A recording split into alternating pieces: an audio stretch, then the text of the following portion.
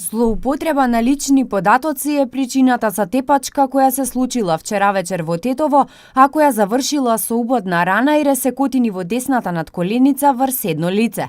Вчера околу 20 часот и 20 минути, 21 годишен тетовец и уште две лица на возраст од 19 и 21 година, негови пријатели, пријавиле насилство кое се случило нецел час претходно.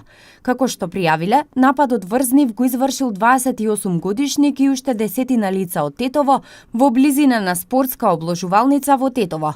До меѓусебната расправија дошло откако претходниот ден нападнатото лице му продало мобилен телефон на пријавениот, но не го избришал својот Facebook профил, кој наводно купувачот повеќе пати го злоупотребил. По убодот со нож напаѓачите избегале, додека повредениот со медицинско возило бил пренесен во Тетовската клиничка болница, од каде по укажаната помош бил пуштен на домашно лекување. Нешто подоцна во полициската станица Тетово приведени и лишени од слобода биле 3 лица кои ќе се соочат со соодветни поднесоци.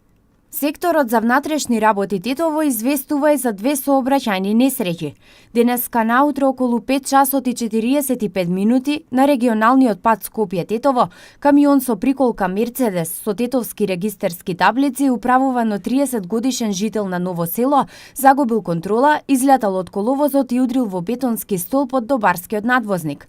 При удирањето во столбот возачот се здобил со телесни повреди пошто е пренесен во Тетовската клиничка болница и задржан е за натамошно лекување.